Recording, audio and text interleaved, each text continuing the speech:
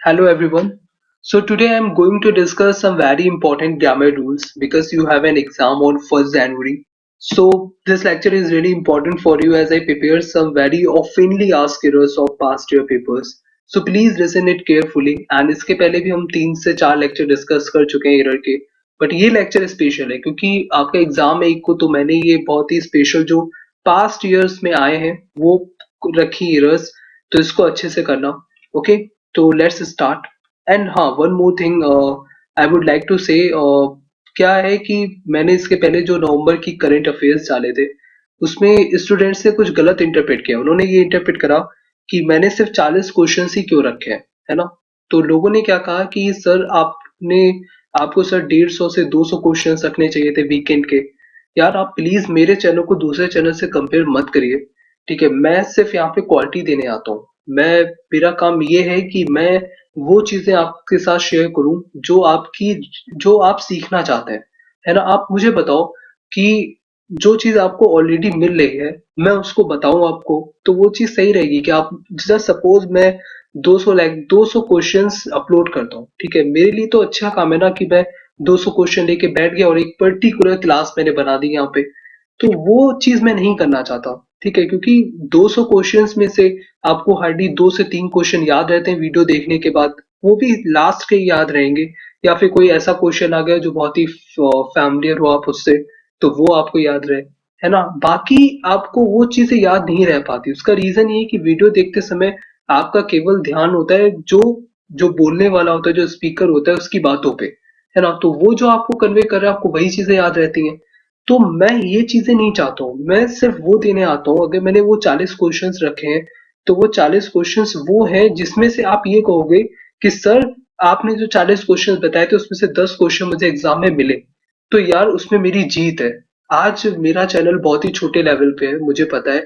लेकिन हाँ कल को बहुत बड़ा होगा होगा कल को बहुत बड़ा क्योंकि ये मेरा विश्वास है ठीक है हो सकता है कि किसी लोगों का और कोई व्यू हो लेकिन मैं सिर्फ यहाँ पे क्वालिटी देने आया हूँ यार ठीक है मैं मुझे जितना अच्छा लगेगा मैं हफ्ते में एक वीडियो भी डालूंगा तो वो वीडियो क्वालिटी वीडियो होगी मतलब कुछ ना कुछ उससे आपको मिलेगा ठीक है मैं ये नहीं कर रहा हूँ कि मैं 200 क्वेश्चंस लेके बैठूं या फिर 250 क्वेश्चन लेके बैठूं 1 से 1.5 घंटे आपका वेस्ट करूं मैं यहाँ पे वेस्ट नहीं कर रहा हूँ अगर आप मेरे वो 40 क्वेश्चंस जो भी मैं आपसे डिस्कस करता हूँ मेरा कोई भी लेक्चर आप शुरुआत से मेरी एक भी वीडियो देख लेना आप आपको सिर्फ ये लगेगा कि हाँ यार मैंने ये 15 से 20 मिनट की वीडियो देखी अगर इसको मैं 2 से 3 बार और देख लूंगा तो शायद ये वीडियो मुझे याद रहेगी हमेशा के लिए याद रहेगी है ना तो वो उसमें मेरी जीत है ठीक है मैं यहाँ पे पर्टिकुलर क्लासरूम लेके नहीं बैठा हूँ कि मैं 2 घंटे आपका वेस्ट करूँ आपको कुछ याद नहीं रहता देखो इतनी अच्छी वेबसाइट्स है आप यार उससे पढ़ो है ना अगर 200 क्वेश्चंस है आपको 200 से ज्यादा क्वेश्चंस मिलेंगे उस 1 से 1.5 घंटे में आप एक अच्छे नोट्स बना सकते हो करंट अफेयर्स के एक अच्छे नोट्स प्रिपेयर कर सकते हो और मैंने जो क्वेश्चंस बनाए हैं वो इसलिए बनाए हैं कि ये क्वेश्चंस अब आप कर लोगे तो ये क्वेश्चंस आपको याद रहेंगे ये बहुत इंपॉर्टेंट क्वेश्चंस है ठीक है तो मेरा काम बस ये है कि मैं यहाँ पे क्वालिटी देने आता हूँ ठीक है चलिए स्टार्ट करते हैं ओके तो ये है फर्स्ट एरर है he is the same man who came here yesterday to participate in the game contest देखो एक रूल होता है ठीक है एक रूल ये होता है कहीं भी लिखा हो द सेम कहीं भी लिखा हो द सेम मतलब यहाँ पे इंटरप्रेट क्या कर रहा है he is the same man who came here yesterday to participate in the game contest अच्छा एक चीज और देखो कभी भी कोई भी एरर करो एरर से डरा मत करो क्यों उसका रीजन क्या होता है अच्छा मुझे बताओ जैसे गूगल पे कुछ सर्च करना होता है दो तरह के लोग होते हैं एक तो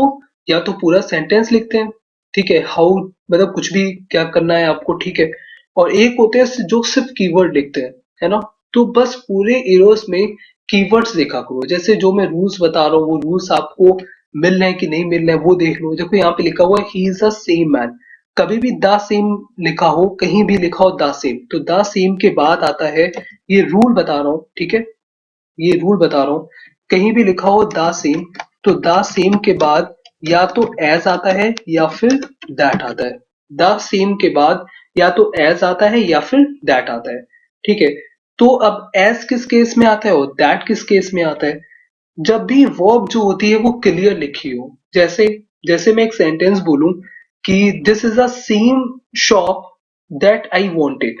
ठीक है, मतलब अब यहाँ पे वांटेड लिखा है ना, देखो this is a same shop that I wanted, तो वांट क्या है यहाँ पे, वांट है वर्ब, ये क्लियरली लिखी थी वर्ब, ठीक है ना, इसलिए हमने क्या लगाया, दैट लगाया। अगर वही मैं बोलूं this is a same shop as mine, तो यहाँ पे कोई वर्ब क्लियर नहीं है ना, इसलिए हमने लिखा एज। जब भी कोई वर्ब क्लियर नहीं होती, ठीक है, अगर वर्ब क्लियर है, ठीक है, अगर वर्ब आपको क्लियरली दिख रही है, द सेम के बाद अगर आपको वर्ब क्लियरली दिख रही है, ठीक है, तो क्या होगा, वहां पे लगेगा दैट। और अगर वर्ब अनक्लियर हो, अगर वर्ब अनक्लियर हो तो वहां पे लगेगा एज। ठीक है, ये रूल है। तो अब यहाँ पे, और हाँ, द सेम के बाद कभी भी हु या विच का यूज नहीं करते। ठीक है, तो यहाँ पे क्या होगा, ही is the same man, he is the same man what that that came here yesterday. क्यों, केम क्या है, वर्ब है, वर्ब हमें क्लियरली दिख रही है, तो इसलिए हम यहाँ पे क्या यूज करेंगे, दैट यूज करेंगे। ठीक है, ये क्वेश्चन बहुत बार आस्क हुआ है। और देखो एक और बात बताऊं, पैटर्न कभी भी चेंज नहीं होता। ठीक है, पैटर्न कभी भी चेंज नहीं होता, पैटर्न वही रहता है, सिर्फ सेंटेंसेस चेंज होते हैं।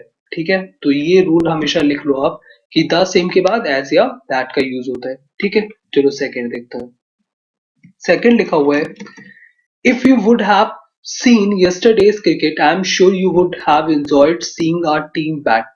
ठीक है, लिखा हुआ है इफ यू, देखो कभी भी कोई भी इफ क्लॉज हो, ठीक है, कहीं भी कोई भी इफ क्लॉज का कोई भी सेंटेंस होता, अगर मैंने ये देखा होता, अगर मैंने यस्टरडे का क्रिकेट का मैच देखा होता, कभी भी इफ क्लॉज हो तो वहां पे हमेशा पास्ट परफेक्ट टेंस ही यूज होता है। क्या यूज होता है, पास्ट परफेक्ट टेंस। तो यहाँ पे क्या होना चाहिए था, if you had seen yesterday's cricket, क्या होना चाहिए था, यहाँ पे होना चाहिए था if you had scene, if you had seen yesterday's cricket, I am sure you would have enjoyed seeing our team bat। ठीक है, तो इसकी फ्रेमिंग क्या होती है, इसकी फ्रेमिंग होती है, यहाँ पे लगता है पास्ट परफेक्ट टेंस, यहाँ पे आएगा हैड। ठीक है, तो if you had seen yesterday's cricket, I am sure you would have enjoyed seeing our team bat. देखो ये कुछ फ्रेमिंग होती है, कभी भी इफ क्लॉज हो तो एक फ्रेम तो ये बनता है जिसमें लगता है इफ प्लस नाउन और प्रोनाउन, नाउन और प्रोनाउन, ठीक है, प्लस हैड प्लस वर्ब की थर्ड फॉर्म। ठीक है, तो देखो if you had scene verb की थर्ड फॉर्म, और जो सेंटेंस जो सेकंड बनता है, जो वुड वाला बनता है, वो कौन सा केस बनता है, वो क्या बनता है, नाउन या प्रोनाउन, नाउन या प्रोनाउन प्लस, नाउन या pronoun plus would have plus verb की थर्ड फॉर्म। तो यहाँ पे क्या होगा, यू वुड हैव इंसर्ट, जो सही लिखा था। ठीक है, तो इस तरह से हम, ये वाला हो गया। ठीक है, तो यहाँ पे क्या आना चाहिए था, if you had seen yesterday's cricket. ठीक है, चलो थर्ड देखते हैं। These kind of shoes seem to be expensive but they are relatively easy to care for। ठीक है, देखो मैंने इसके पहले एक ऐसी एरर बता चुका हूँ। ठीक है, देखो इसमें क्या लिखा हुआ है, these क्या है, प्लूरल फॉर्म में लिखा है, शूज क्या है, ये भी प्लूरल फॉर्म में लिखा है, लेकिन यहाँ पे काइंड देखो क्या लिखा हुआ है, काइंड, यहाँ पे क्या होना चाहिए था, काइंड्स होना चाहिए था। These kinds of shoes seem to be expensive, seem सही लिखा है, seem सही लिखा है, क्यों, देखो अब मैंने बताया था अगर कभी भी वर्ब में एस लगा हो, ठीक है, अगर वर्ब में आप एस लगा देते हो तो वो क्या बन जाता है, सिंगुलर बन जाता है। ठीक है, और अगर नाउन में हमने एस लगा दिया तो वो क्या बन जाता है, नाउन में अगर हमने एस लगा दिया तो वो बन जाता है प्लूरल। ठीक है, वो क्या बन जाता है, प्लूरल फॉर्म में आ जाता है। ठीक है, तो यहाँ पे वर्ब में हमने एस तो नहीं लगा, तो यानी ये क्या है, प्लूरल फॉर्म में है। ठीक है, तो सही लिखा है, क्यों, these kind of shoes seem to be expensive. मैंने बताया था कभी भी कोई भी एरर करो सबसे पहले उसमें देखो कि टेंस सही है कि नहीं है। ठीक है, फिर क्या देखनी थी, वर्ब की एरर देखनी थी, है ना, ये सब मैंने रूल्स आपको पहले वीडियो से बताए हैं। आज सिर्फ मैं रूल्स डिस्कस कर रहा हूँ, फर्दर रूल्स डिस्कस कर रहा हूँ। ठीक है, ज्यादा डिटेल में नहीं घुस रहा हूँ इसीलिए क्योंकि आपका एग्जाम है, तो जल्दी प्रिपेयर कर लो इसको, देख लो कुछ इंपॉर्टेंट रूल्स, और एरर जरूर करना एग्जाम में। ठीक है, दीज काइंड ऑफ शूज, तो यहाँ पे क्या होना चाहिए था, दीज काइंड्स ऑफ शूज, क्या होना चाहिए था, these kinds of shoes seem to be expensive but they are relatively easy to care for. ठीक है, तो यहाँ पे एरर किस में थी, ए पार्ट में थी, काइंड्स होना चाहिए था यहाँ पे। ठीक है, नेक्स्ट देखते हैं। As we see it, she appears to be unreasonable worry about pleasing her husband. As we see it, she appears to be unreasonable worry about pleasing her husband. Tense तो सही लग रहा है, ठीक है। और क्या देख सकते थे, वर्ब देख लेते हैं। As we see it, she appears to be, verb भी सही है क्योंकि she के बाद सिंगुलर फॉर्म आएगा, ठीक है। Unreasonable worry about pleasing her husband, ये भी सही है। देखो इसमें गलत क्या है, देखो एग्जैक्ट एडवर्ब का क्या वर्क होता है बताओ। एडवर्ब का वर्क क्या होता है, एडवर्ब का वर्क होता है जो भी एग्जेक्टिव है उसको मॉडिफाई करना, ठीक है।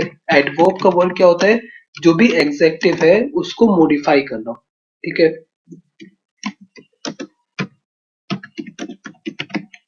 एग्जेक्टिव को मॉडिफाई करना, ठीक है। अब यहाँ पे क्या लिखा था, as we see it she appears to be unreasonable worry.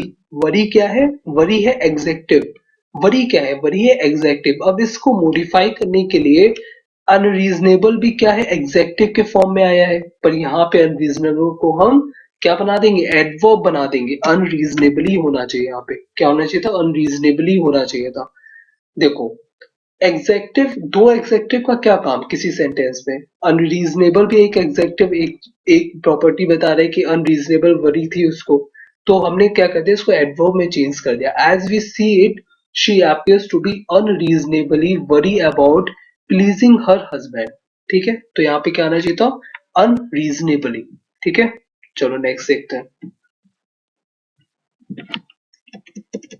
They questioned me unendingly about my participation in the conference where I had made some real valuable contributions. Please अपने आप करो इसको, एक बार पढ़ लो इसको अच्छे से। सबसे पहले देखना, किसी भी सेंटेंस को सबसे पहले जब भी पढ़ना तो टेंस देखते हुए चलना, ठीक है। चलो मेरे साथ पढ़ो। दे क्वेश्चनड मी, ठीक है, मतलब पास्ट में कोई बात हो रही है, ठीक है। They question me unendingly about my participation in the conference, अभी तक यहाँ तक सब सही चल रहा है। Where I had made some real valuable contributions, ठीक है, मतलब पूरा पास में सेंटेंस है, तो ये तो चीज सही है, ठीक है। अब देख लेते हैं आगे। दे क्वेश्चन, अब देखने के, अब हमें वर्ब देखनी है, ठीक है। तो देखो, they question me unendingly about my participation in the conference where I had made some real valuable contribution, ठीक है, वो भी सही है, ठीक है। अब क्या है, where I had made some real valuable contribution, तो यहाँ पे रियल की जगह क्या होना चाहिए था, रियली होना चाहिए था, ठीक है। यहाँ पे होना चाहिए था where I had made some really valuable contribution. क्यों, अब देखो यहाँ पे क्या है, where I had made some really valuable, valuable क्या है, एक एग्जेक्टिव है। इस एग्जेक्टिव को मॉडिफाई कौन करेगा, एडवर्ब करेगा।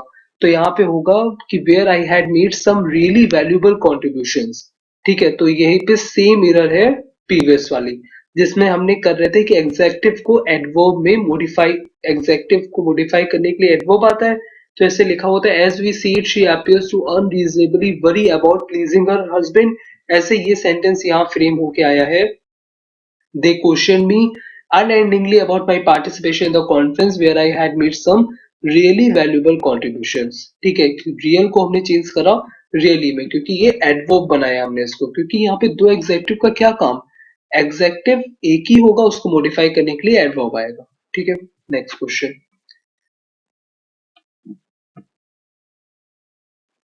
Although there are some similarities in qualification of both the candidates, the differences among them are considerably pronounced. देखो ऐसे क्वेश्चंस बहुत आते हैं जिसमें क्या होता है, अब देखो कीवर्ड्स कैसे सर्च करते हैं। देखो अब आपको तीन काम लिख लो, दिमाग माइंड में अपने डाल लीजिए, तीन काम क्या क्या करने हैं। सबसे पहले जब भी सेंटेंस पढ़ना है तो टेंस देखना है कि कौन सा टेंस यूज हुआ है।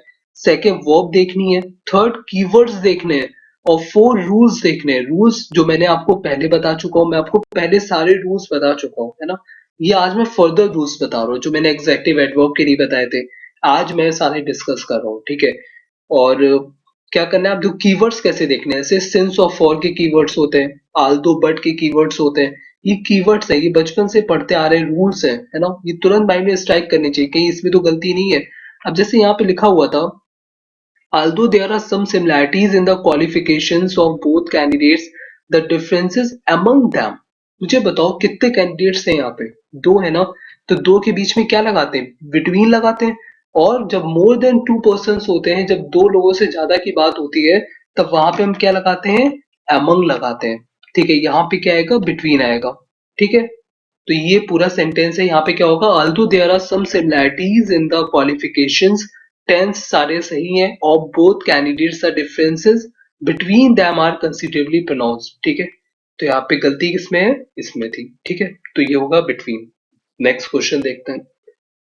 The news of his father's death was not declared so far। देखिए, लिखा हुआ है सो फॉर, मतलब अभी तक उसके फादर की जो डेथ है वो नहीं डिक्लेयर करी थी, अभी तक नहीं करी है। मतलब ये टेंस जो है ये प्रेजेंट की बात बता रहा है। ठीक है, तो यहाँ पे क्या यूज होगा, प्रेजेंट परफेक्ट टेंस, मतलब अभी तक नहीं बताई गई है बात। तो यहाँ पे क्या होगा, the news of his father's death. देखो यहाँ पे टेंस की एरर है, यहाँ पे क्या होगा, the news of his father's death has not been declared. ठीक है, क्योंकि प्रेजेंट परफेक्ट टेंस है, तो प्रेजेंट परफेक्ट टेंस की फ्रेमिंग क्या होती है, हैज बीन आता है। तो यहाँ पे क्या होगा, has not been declared so far. और हैज बीन के साथ प्रेजेंट परफेक्ट की फ्रेमिंग क्या होती है, हैज होती है प्लस बीन होती है प्लस वर्ब की थर्ड फॉर्म होती है। ठीक है, बहुत ही इंपॉर्टेंट है। ठीक है, नेक्स्ट क्वेश्चन देखते हैं।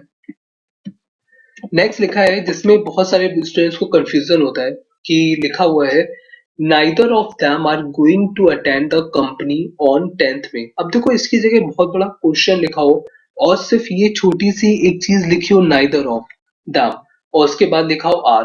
ठीक है, अब मैंने तो आपको रूल बताया, तो ये रूल तुरंत आपके माइंड में स्ट्राइक करेगा। इसी को बोलते हैं कीवर्ड्स। ठीक है, इसी पे वर्क करना है आपको। तो लिखा हुआ है नाइदर ऑफ देम, तो देखो एक फ्रेमिंग में बता दे रहा हूँ, कहीं भी लिखा हो आइदर ऑफ या फिर कोई भी इंफिनिटिव फॉर्म हो, मतलब आइदर को आप डिफाइन नहीं कर सकते, आप नाइदर को डिफाइन नहीं कर सकते, नाइदर ऑफ। ठीक है, लिखा हो ईच ऑफ।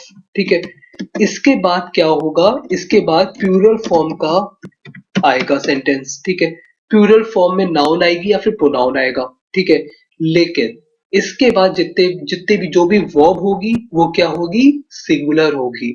इसके बाद जो भी वर्ब होगी वो सिंगुलर होगी, और जो भी प्रोनाउन आएगा नाइदर ऑफ देम इस फ्रेमिंग के बाद, मतलब ये फ्रेम है, आइदर ऑफ प्लस प्लूरल एक फ्रेम है। देखो जैसे यहाँ पे लिखा हुआ है नाइदर ऑफ देम, ये एक फ्रेमिंग है, ये तो सही है। ठीक है, कि नाइदर ऑफ लिखा है प्लस एक प्लूरल नाउन या प्रोनाउन लिखा हुआ है। ठीक है, तो यहाँ पे तो सही है नाइदर ऑफ देम, लेकिन इसके बाद की जो वर्ब होगी वो क्या होगी, इसके बाद की वर्ब जो होती है वो आती है सिंगुलर, सिंगुलर फॉर्म में इसके बाद की वर्ब आती है। तो यहाँ पे होना चाहिए था neither of them is going to attend, is going to attend the company on 10th में। ठीक है, मतलब इसमें से कोई भी जो है वो कंपनी अटेंड करने नहीं जा रहा है। ठीक है, ऑन 10th में को कोई भी कंपनी अटेंड नहीं करने जा रहा। तो ये एक फ्रेमिंग है जो याद रखना, कोई भी सेंटेंस हो, चाहे यहाँ पे अगर ये लिखा होता, अगर यहाँ पे लिखा होता either of them either of them are going to attend the company on 10th में, तो गलत होता। क्यों, either of के बाद तो ये सेंटेंस सही है कि either of them यहाँ पे आएगा, तो लेकिन यहाँ पे ये चीज गलत है कि आर लिखा है, यहाँ पे क्या होना चाहिए था, इज होना चाहिए था। either of के बाद, neither of के बाद, each of के बाद, सीधे each of के बाद तो प्लूरल है, लेकिन उसके वर्ब जो होगी वो होगी सिंगुलर फॉर्म में। ठीक है, next. He walked 5 miles, which are really a great distance for a person। मुझे आगे जाने की कोई जरूरत ही नहीं है। देखो इधर, he walked 5 miles, यहाँ पे 5 miles एक यूनिट की तरह वर्क कर रहा है। देखो, अगर मैं बोलता हूँ कि वो 5 माइल्स तक उसने वॉक करी, तो मैंने एक यूनिट बताई है ना। देखो यहाँ पे एक यूनिट है कि he walked 5 miles, which are really a great distance। यहाँ पे 5 माइल्स एक यूनिट की तरह आया है, इसलिए हम यहाँ पे क्या यूज करेंगे, इज यूज करेंगे। इसलिए हम यहाँ पे क्या यूज करेंगे, इज यूज करेंगे। मोस्टली इरर्स वर्ब की होती हैं, और आप डरते हो इरर्स को करने में। इरर्स को करने में कभी मत डरना। सबसे पहले पेपर में आपको क्या अटेम्प्ट करना है, इरर करनी है। सबसे पहले पेपर में जाना और सबसे पहले इरर सेंटेंस पे आना। मेरी जो वीडियोस आपने प्रीवियसली नहीं देखी उसको पहले देख लेना प्लीज, क्योंकि मैंने सारे इंपॉर्टेंट रूल्स डिस्कस करे। ठीक है, और आज मैं और फर्दर रूल्स बता रहा हूँ, इसी पे बेस एरर्स आती हैं एग्जाम में। ठीक है, ठीक है, अब देखो he walked 5 miles which is really a great distance होगा, क्यों 5 miles यहाँ पे एक यूनिट की तरह वॉक करा गया है। ठीक है, ये सारे इंपॉर्टेंट रूल्स हैं, आई होप आपके माइंड में बैठ जाए किसी तरह, क्योंकि एग्जाम में यही सब चीजें याद आती हैं। हो सकता है मेरी वीडियो आपको याद है तो आपसे वहां पे हो क्वेश्चंस, कभी कभी कुछ चीजें सुनने से आ जाती है ना। तो इसलिए एक और बार देख लेना वीडियो को, क्योंकि बहुत इंपॉर्टेंट रूल्स हैं ये सब। ठीक है, तो he walk 5 miles which is really a great distance, तो यहाँ पे क्या होगा, इज होगा, क्योंकि 5 miles एक यूनिट की तरह आया है। ठीक है, अगर यहाँ पे हम लिखते 10 miles तो भी एक यूनिटी होता। ठीक है, अगर हम यहाँ लिखते 10 miles, ही वॉकड 10 miles, तभी एक यूनिटी तो है ना कि हाँ उसने 10 miles तक वॉक करा। ठीक है, इसलिए हम यहाँ पे इज का यूज करेंगे। ठीक है, next question, either my father or a mother are coming home with a gift today। ठीक है, अब देखो एक और चीज सुनो, either my father or a mother, कभी भी either और लिखा हो, कभी भी रूल है ये। ठीक है, कभी भी लिखा हो either और, या फिर कभी लिखा हो neither nor। ठीक है, ये लिखे हो sentence either or, neither nor, none, but, nor, ऐसे सेंटेंसेस हो। ठीक है, तो उससे जो भी ये क्या करते हैं, कनेक्टर्स हैं। ये क्या है, कनेक्टर्स है, ये मैं पहले वीडियो बता चुका हूँ। ठीक है, ये क्या है, ये कनेक्टर्स है। ठीक है, और इन कनेक्टर्स के पास वाला जो वर्ड होता है, इन कनेक्टर्स के पास, इन कनेक्टर्स के जो सबसे नियर में जो नाउन या प्रोनाउन लिखा होता है उसके अकॉर्डिंग ही क्या आती है, वर्ब आती है। जैसे यहाँ पे लिखा हुआ है आइदर माई फादर और अ मदर, तो इसके पास में सबसे पहला नाउन या प्रोनाउन कौन सा है, मदर है, तो इसके अकॉर्डिंग ही क्या आएगी, वर्ब आएगी। तो आइदर माई फादर और अ मदर क्या होगा, यहाँ पे होगा इज। ठीक है, यहाँ पे क्या होगा, इज। ठीक है, अगर यहाँ पे लिखा होता, अगर जस्ट सपोज यहाँ पे लिखा होता आइदर, एक minute, either the boys, just suppose लिखा होता आइदर द बॉयज और अ मदर। ठीक है, तो यहाँ पे क्या यूज होता है, यहाँ पे तब भी क्या आता, यहाँ पे तब भी आता इज। ठीक है, क्यों, आइदर और हो या फिर नाइदर नॉर हो, नॉर हो, ये सेंटेंस की फ्रेमिंग में जो सबसे नजदीक वाले होते हैं उनके अकॉर्डिंग ही क्या आती है, उनके अकॉर्डिंग ही वर्ब आती है। तो ये बहुत ही इंपॉर्टेंट कॉन्सेप्ट है, इस पे प्लीज एक बार इसको देख लेना अच्छे से। ठीक है, चलो नेक्स्ट क्वेश्चन देखते हैं। The introduction of tea, coffee and such other liquids have not been without some effect। ठीक है, अब देखो इसमें क्या हुआ कि लिखा हुआ था introduction of tea, coffee and such other things, तो ऐसे केसेस में कंफ्यूज मत होना। ठीक है, बात किसकी हो रही है, बात केवल इंट्रोडक्शन की हो रही है, बात केवल किसकी हो रही है, इंट्रोडक्शन की हो रही है। तो यहाँ पे क्या आना चाहिए था, हैज आना चाहिए था। क्या आना चाहिए था, हैज आना चाहिए था। क्यों, the introduction of tea, coffee and such other liquids, हम ये कह रहे हैं कि tea, coffee and other liquids का जो इंट्रोडक्शन है has not been without some effect, है ना। तो यहाँ पे हम बात करें इंट्रोडक्शन की, किसकी बात करें, इंट्रोडक्शन की, इसलिए यहाँ पे क्या आएगा, हैज आएगा।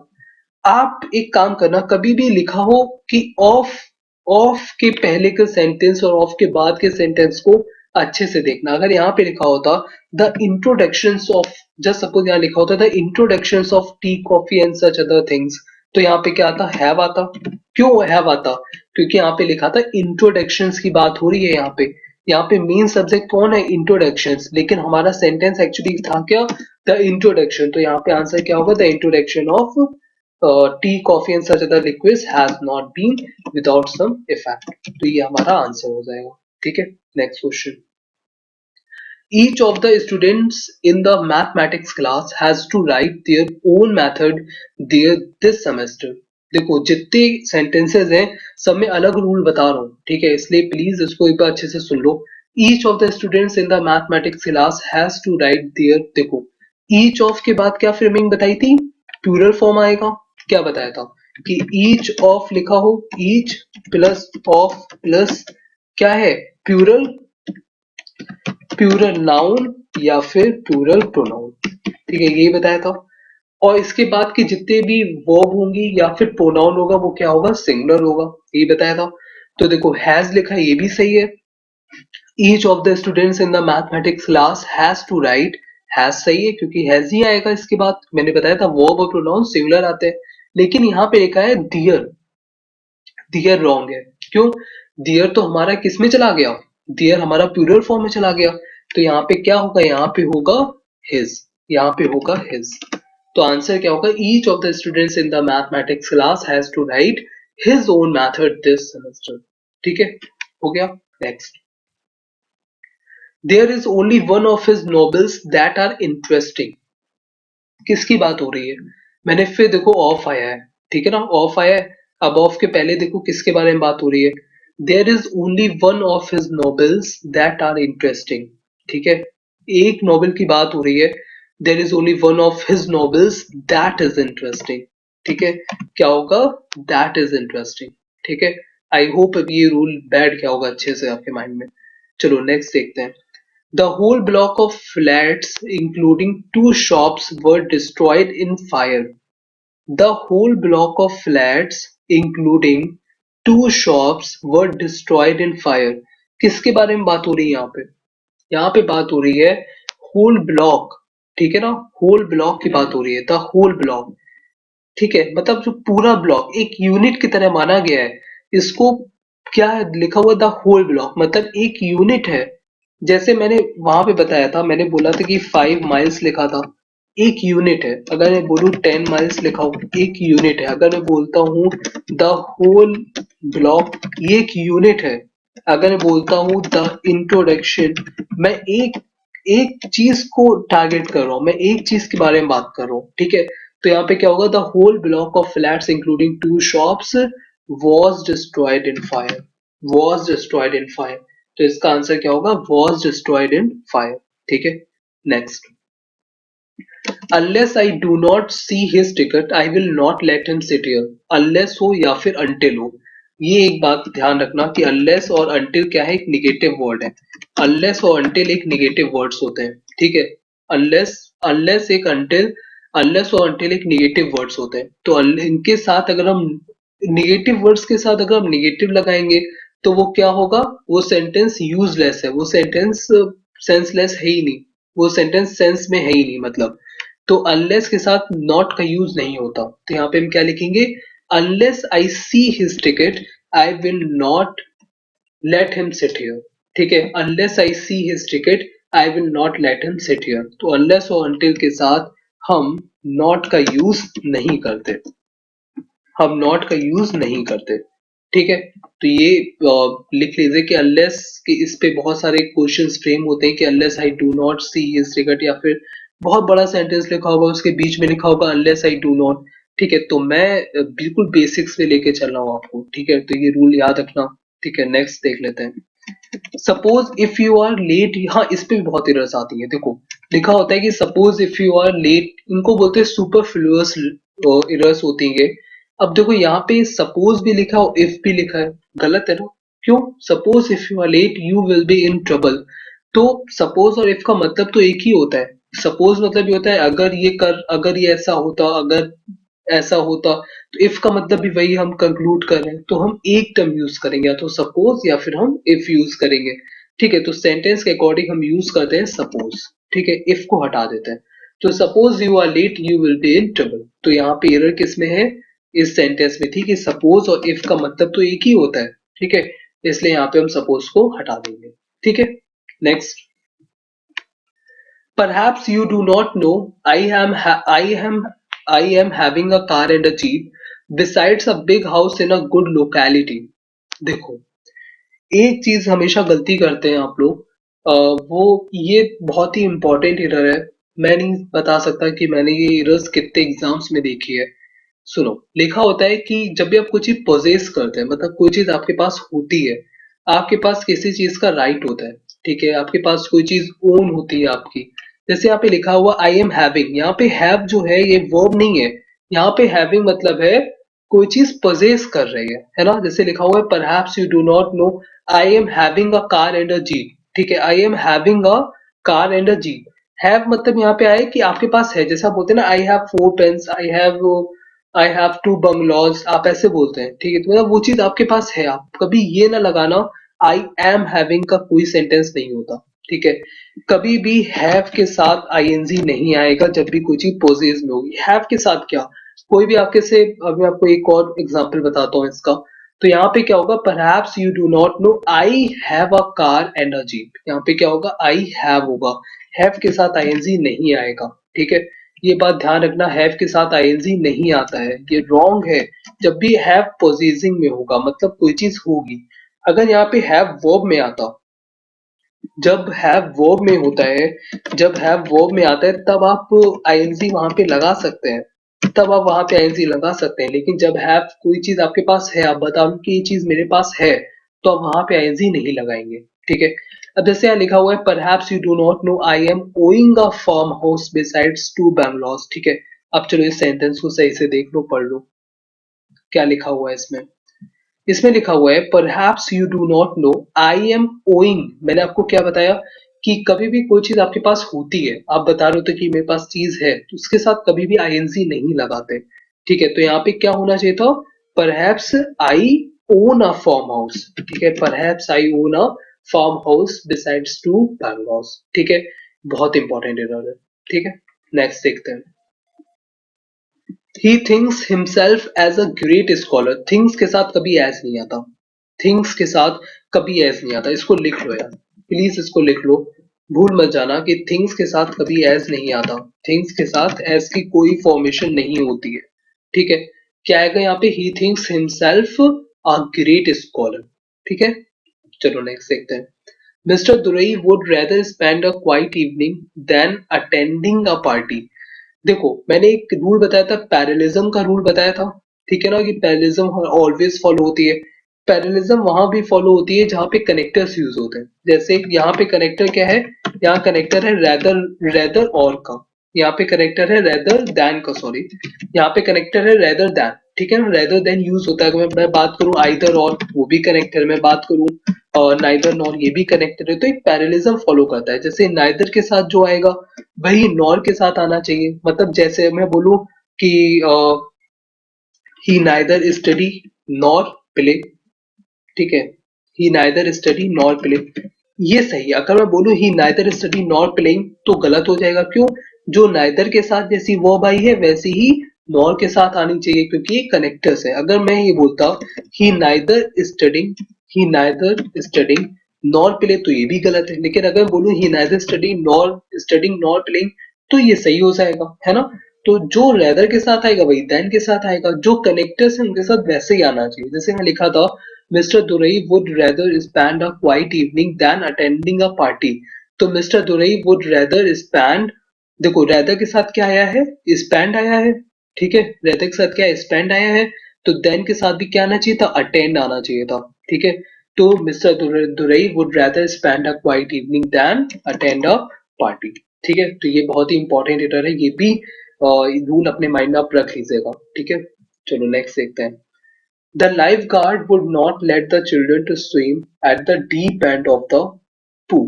ठीक है, देखो कभी भी कहीं भी let का वर्ड होता है, कहीं भी let लिखा हो, ठीक है, let का और to का फॉर्मेशन होता ही नहीं है, गलत है। let और to का फॉर्मेशन नहीं होता। जैसे यहाँ पे लिखा हुआ है the lifeguard would not let the children to swim, गलत है। लेट और टू का कहीं भी लेट से रिलेटेड कोई वर्ड होगा। यहाँ पे क्या लिखा हुआ है कि लेट द चिल्ड्रन, देखो यहाँ पे लिखा हुआ है let the children to swim, गलत है, गलत है। लेट के साथ टू का यूज नहीं होता। तुरंत आपके माइंड में आना चाहिए कि सर ने बताया था कि लेट के साथ टू का यूज नहीं होता है, तो टू को हटा देना। क्या होगा, late the children swim at the deep end of the pool. ठीक है, तो ये बहुत ही इंपॉर्टेंट एरर थी। ठीक है, next, students were looking forward to meet the eminent scientist. ठीक है, ये एक एरर है, और इसको प्लीज इसको भी लिख लेना, बहुत इंपॉर्टेंट है। सुनो, एरर ये है इसमें कि कभी भी लिखा हो विद अ व्यू टू, क्या लिखा हो, विद अ व्यू टू। ठीक है, इसके साथ वर्ब की आईएनजी फॉर्म आती है। ठीक है, या फिर लिखा हो looking forward to, looking forward to, इसके साथ भी वर्ब की आईएनजी फॉर्म आती है। ठीक है, इसके साथ भी वर्ब की आईएनजी फॉर्म आती है। तो यहाँ पे क्या होना चाहिए था, students were looking forward to meeting the eminent scientist. ठीक है, looking forward to meeting the eminent scientist. ठीक है, next question. My cousin brother is not good, ये ऑफनली मिस्टेक करते हैं आप बोलने में भी बोलने पे मिस्टेक करते हैं। कभी भी कजिन ब्रदर नहीं होता, ठीक है, कजिन कजिन ही होता है, जैसे कजिन सिस्टर नहीं। यहाँ पे लिखा हुआ है माई cousin brother is not good, तो यहाँ पे ब्रदर नहीं होना चाहिए था, यहाँ पे क्या होना चाहिए था, माई कजिन ओनली। ठीक है, इस टाइप की एरर्स एग्जाम में ऐसे पूछते हैं कि क्या बताऊं, मैंने बहुत एरर्स देखी है इस टाइप की, इसलिए यहाँ पे क्या होना चाहिए था, माई कजिन ओनली होना चाहिए था। ठीक है, तो यहाँ पे ब्रदर जो था वो गलत था इसके साथ। Next, all the evidences were against him and he was held guilty। देखो, कोई भी अनकाउंटेबल नाउन होता है, मैंने इसके ऊपर पूरा लेक्चर बनाया था अनकाउंटेबल नाउन का, क्योंकि बहुत इंपॉर्टेंट था। शायद ये दूसरे लेक्चर में मेरे आपको मिलेगा, ठीक है, दूसरे या तीसरे लेक्चर में आप देख लेना। ठीक है, तो इसमें क्या है कि कोई भी अनकाउंटेबल नाउन होता है, ठीक है, कोई भी अनकाउंटेबल नाउन होता है, वो कभी भी ना तो सिंगुलर होता है ना ही प्लूरल होता है, मीन्स आप उसको डिफाइन नहीं कर सकते। तो जब हम किसी चीज को डिफाइन ही नहीं कर सकते हैं तो उसको हम प्लूरल क्यों रखें, हम उसको सिंगुलर ही मानते हैं। ठीक है, ये ना तो सिंगुलर होता है ना प्लूरल होता है, मतलब हम इसको जैसा सेंटेंस है वैसा ही रखते हैं। हेयर, हेयर आप काउंट नहीं कर सकते, अनकाउंटेबल है। ठीक है, इसी तरह एविडेंस भी अनकाउंटेबल नाउन है, मिल्क भी अनकाउंटेबल है, ये सब क्या है, अनकाउंटेबल नाउन्स है। पूरी लिस्ट मैंने बताई है अनकाउंटेबल नाउन किसके पहले। ठीक है, तो उसको देख लेना। और ये यहाँ पे क्या होना चाहिए था, ऑल द एविडेंस, क्या होना चाहिए था, ऑल द एविडेंस, एविडेंसेस नहीं होगा, ऑल द एविडेंस होगा। ठीक है, तो all the evidence were against him, were नहीं आएगा, यहाँ पे क्या आएगा, वॉज होगा। तो ये दो इसमें मिस्टेक थी, एक तो वर्ब की मिस्टेक थी, एक अनकाउंटेबल नाउन की मिस्टेक थी। तो यहाँ पे क्या होगा, all the evidence was against him and he was held guilty. ठीक है, next question, the committee could not come to a final conclusion. देखो ये बहुत बड़ा सेंटेंस होगा, और बीच में या फिर लास्ट में ऐसा कोई सेंटेंस दिया होगा, उसमें लिखा होगा फाइनल कंक्लूजन। ठीक है, ये एसबीआई में भी एरर आई है, एसबीआई में एरर ये दो बार आई है, पीओ में भी आई है, क्लर्क में भी आई है। ठीक है, देखो, the committee could not come to a final conclusion, final conclusion, भाई कंक्लूजन तो फाइनली होता है, आप मुझे बताओ, कंक्लूजन तो फाइनली होता है, स्टार्ट भी बोलो बिगिन भी बोलो, बात तो एक ही है ना। तो यहाँ पे फाइनल हटा दो, ठीक है, फाइनल हटा दो, अब ये सेंटेंस सही है, the committee could not come to a conclusion. ठीक है, कंक्लूजन तो फाइनली होता है ना, ये सुपरफ्लुअस सेंटेंस में आते हैं। ठीक है, मतलब ज्यादा जोर दिया, एक्सेस कर दिया। ठीक है, next, when I read his biography I hardly found something. देखो, एक निगेटिव सेंटेंसेस और पॉजिटिव सेंटेंसेस का एरर में बहुत ज्यादा यूज होता है। ठीक है, मतलब अगर आपको ये चीजें समझ में आ गई, देखो बताओ आपको एरर में क्यों प्रॉब्लम होती है, क्योंकि बेसिक्स कहीं ना कहीं कुछ, बेसिक्स में शायद कुछ प्रॉब्लम है। इसका रीजन ये है कि वो बेसिक्स भी ऐसे नहीं क्लियर होते, क्योंकि आजकल का एजुकेशन सिस्टम इतना अच्छा है नहीं। तो ऐसा है कि अगर एरर्स में अगर आपको ये पता चल जाए कि कनेक्टर्स, देखो एरर्स करने से पहले आपको कुछ चीजें पता होनी, जैसे कनेक्टर्स होते हैं, सेकंड कनेक्टर्स बहुत इंपॉर्टेंट होते हैं, सेकंड पॉजिटिव और निगेटिव सेंटेंस अगर आप रिकॉग्नाइज करने लग गए तो फिर आप एरर करने लग जाएंगे। ठीक है, जैसे यहाँ पे लिखा हुआ हाई हार्डली, ठीक है, ये एक निगेटिव टर्म है। ठीक है, निगेटिव टर्म है, तो यहाँ पे क्या आना, इसके साथ समथिंग नहीं आएगा, इसके साथ आएगा एनीथिंग। एक और बात, एनी भी निगेटिव टर्म है, एनी भी निगेटिव टर्म है, हार्डली भी निगेटिव टर्म है, ये निगेटिव टर्म्स है। ठीक है, इनका साथ है आपस में।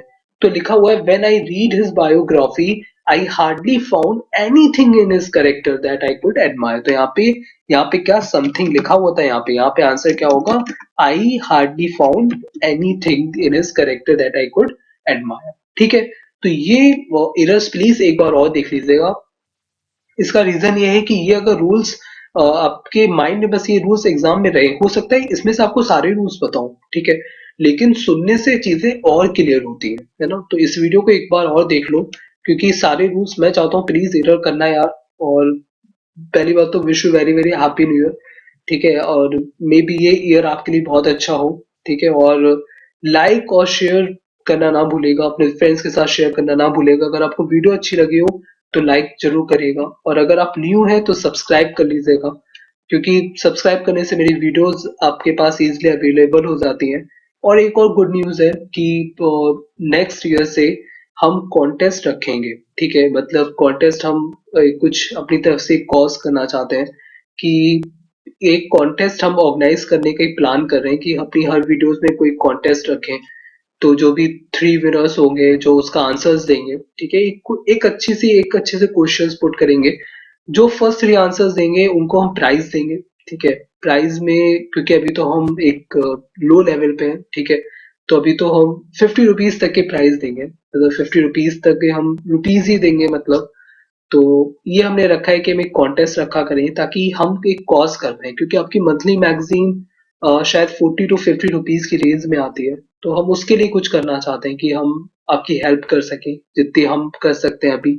इसके बाद और अच्छे कॉन्टेस्ट रखेंगे, एक अच्छे लेवल पे भी जाएंगे। ठीक है, तो ये इतना आज के लिए इतना ही है। ठीक है, और अच्छे से एग्जाम दीजिएगा। Wish you very very happy new year and best of luck. Okay, bye bye.